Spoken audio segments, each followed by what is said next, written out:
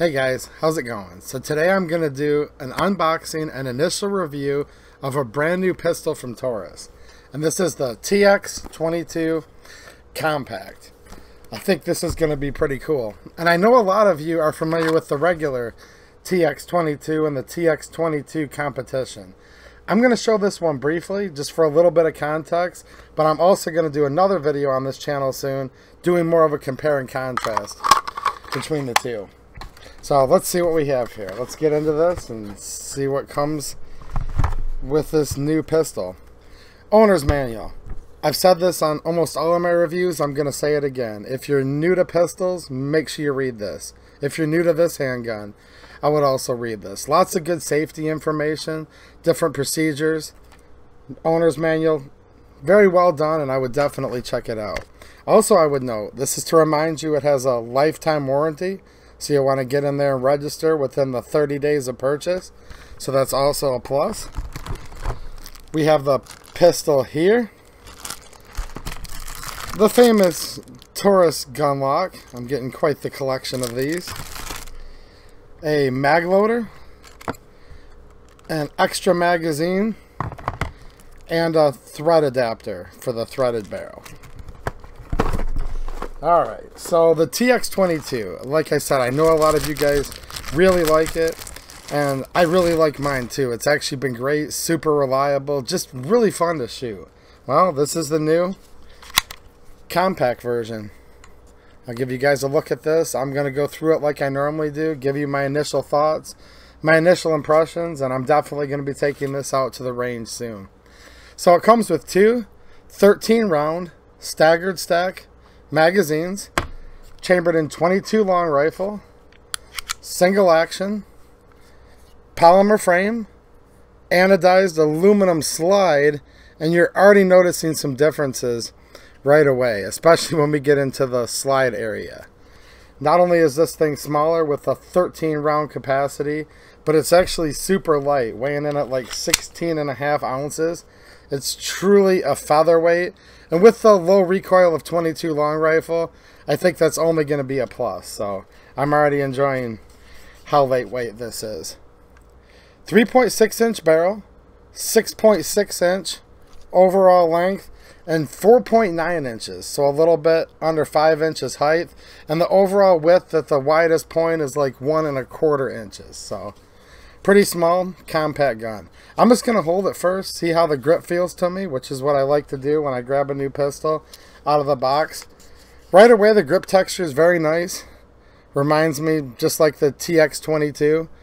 You can see the grip pattern there. Plenty enough to get a good handle on it, but definitely not over aggressive. I'm not worried about it, you know, chafing my hands or anything like that. It does have a finger groove, which I'm actually not a fan of. I probably wish it didn't have the finger groove, but in this case, it does fit alright, going between my middle and ring finger there. It's good, fine for my hand size. However, since people's hand shapes and sizes differ, the finger groove, hopefully it's a plus for you, and it is for me, but you just never know. Wow, this thing's like super light. I go to pick it up and it's like, whoa. Yeah, it feels a lot like a regular TX22 in my hands. Just enough room for me to get my pinky finger here, right at the bottom of the base plate of the mag. So, just enough room for my hands. I have medium-sized hands or so. I do not have large hands. So, keep that in mind. It's just about right here for me. If your hands were much bigger than mine, which they could be, probably hang off just a little bit there. Get this mag out of here. Now, most of the Taurus G series literally fit my hand like a glove. I've done tons of videos here. If you're new to the channel, make sure you check out my Taurus playlist. There's over 100 videos in there. And much like with the regular TX22, I can't say quite the same for this, although the grip is acceptable. It has a rather pronounced hump in the back. And I just don't care for a hump in the back of a pistol with the full-size TX22 here.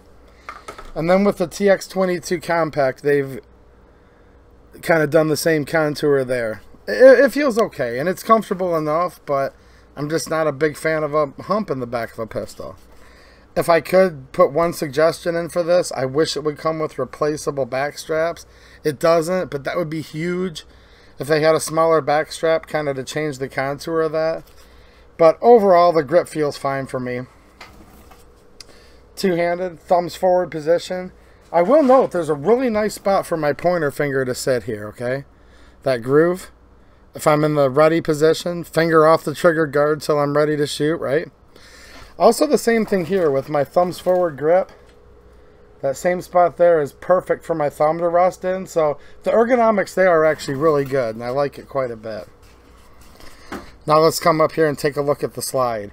And I know before I keep going, you guys are going to be wondering, is there any interchangeability between stuff here, like with slides or mags?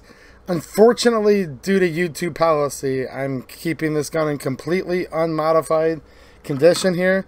But check out the link in my locals post. That's a different site. I have a locals community where I do extra bonus content, including I'm going to do a follow-up right away with this. So check the link down there in the pinned comment, and I will definitely answer some of those questions. I know you guys are probably already typing in, so instead of asking me all these things that YouTube policy is pretty tough on guns lately, guys. Definitely go over to my locals where it's censorship free, and I do weekly live streams there too where I can touch guns. So moving up to the slide here, this is where we're going to see a big change. You're going to notice that this is optics ready. All of the TX22 compacts are going to come with a RMSC pattern. Shield RMSC, that's going to include some of the hollow sounds like 407K, 507K. There's a sight mark that's going to be compatible. There's also a Ryton and probably others. So it comes with the cover installed there. Rear serrations, they're plenty fine. It's a 22. I would note it has a little more robust spring than some 22s I'm familiar with, but still very easy to rack. So that's a plus. People that have, you know, weak hand strength, arthritis, just for whatever reason, if it's hard for you to rack a 9mm or something like that, I think it's going to be very easy. Coming up to the front here, we have front serrations. If you want to rack it that way or do press checks. I know when you have an optic mounted, those front serrations can come into play quite a bit because you might not want to rack off your optic and get fingerprints on it. By the way, let me know in the comments. I'm familiar with the Hollow Sun 407K. I really like it. I wouldn't mind trying something different. Do you guys want me to try out a sight mark? Do you want me to try out a Ryton or another Hollow Sun? Because I am going to do a follow-up range review of this, and just looking for suggestions to see what you guys are interested in.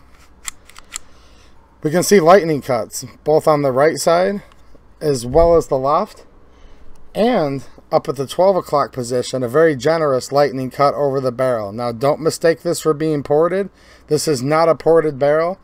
These lightning cuts are there just to reduce some weight, to cut a little bit of that aluminum out of there, so when you add the weight of the optic, it's still going to cycle reliably. And as a bonus, if you think it looks cool, it definitely adds to the aesthetics. I think it looks pretty nice, actually.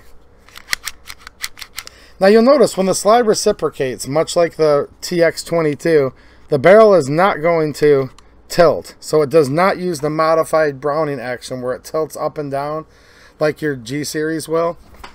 The barrel stays in a straight position. It's not a fixed barrel. It can be removed, but it does stay pointing down range, which could lead to a little bit more inherent accuracy, right? So that's pretty cool how that works there. As far as the controls go, pretty easy to get to. 13 round mag. In the box it has a left side mag release, but it is swappable. It's reversible, so you can reverse this over to the right side for left-handed shooters. I can get to it pretty easy. Again, that hump is, though, I have to say, that hump is kind of kicking the base of my hand back, where even though this is a small pistol, I have to kind of roll off the gun just a little bit. If the back was a little more straight, I know I could reach right over. The grip does feel fat in my hands, and that might be a good thing to a lot of you, too.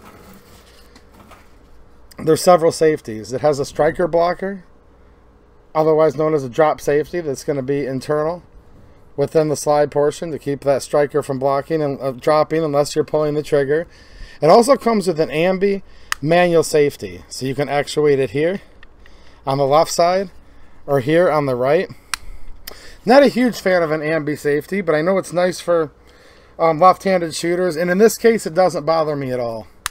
So when it's up here, it's clearly out of the way. The trigger will not pull, and then I can easily come down with my right hand, brush it off. And even with it in the down position, let me see if I can show you guys that there. Even with my thumbs forward, I put one thumb on top of the other, and it's just right in there, and it's not bothering me at all.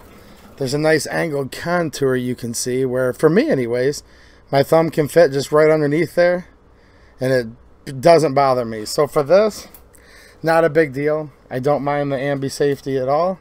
I know some of you guys would look forward to that. As far as the slide catch, it's going to be located on the left-hand side, which is typical for most. With a takedown lever here. Check that bonus locals video if you want to see me doing takedown and some cool Legos type stuff. We have a front single white dot sight and a rear blacked out single notch, so kind of become standard fare for pistols lately. Of course, a lot of you will be using a optic on here, but it's fine. The sight picture's fine for me. I'm kind of still old school as far as the two white dots on the back, but it seems that the blacked out rear sight has become more common lately. You guys can chime in. It's kind of 6 of one, half dozen of the other on that, but not a big deal. It comes with a 1913 Picatinny on the front for different accessories, so that's definitely nice.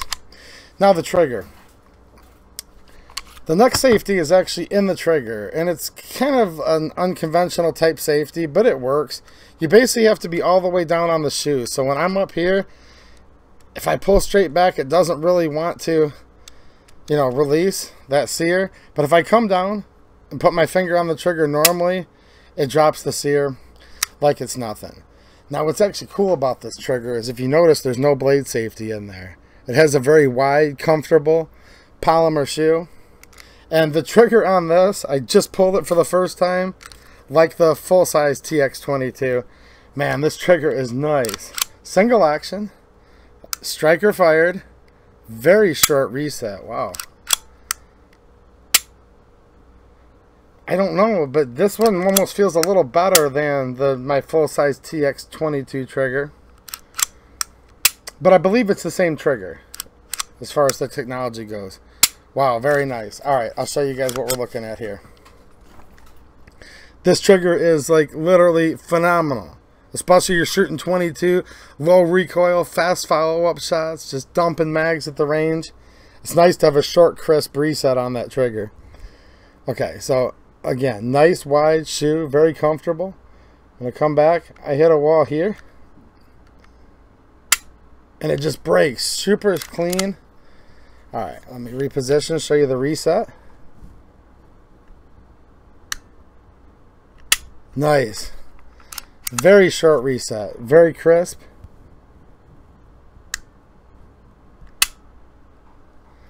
The trigger, I give like an A+, really, I do. There's a lot to like about this pistol. I'm actually excited about it. Really looking forward to going to the range. Like I said earlier, I like the form of it. Overall, gosh, it's just featherweight. Like, you just have to get one of these in your hands. I thought the full-size TX22 was light, and it's a very light pistol. But then with the compact, it's like noticeably lighter. Not generally a fan of finger grooves, but it seems that the TX22 is going to have those to stay, since the original version and competition version does. Some of you guys love the finger groove. That's awesome. I hope it fits your hands perfectly. I'd rather it didn't have it, but it's okay. The hump in the back. Not quite right for my hands, but it's fine. It's definitely doable. I don't want to say it's like an E or an F. It's just, the grip profile, as far as the hump back there, I'd probably give it a C. You know what I'm saying? I don't usually rate guns with grades, but I just don't want to make it sound like that it's perfect for me, because it's not. And I always give you guys my honest opinion, but it's not like, oh my gosh, I can't stand this pistol. No, it's still comfortable. It's still very doable. Because of everything else about it I really like a lot. I'm definitely looking forward to taking this to the range. I'll give you guys a quick comparison here. I'm kind of match these up.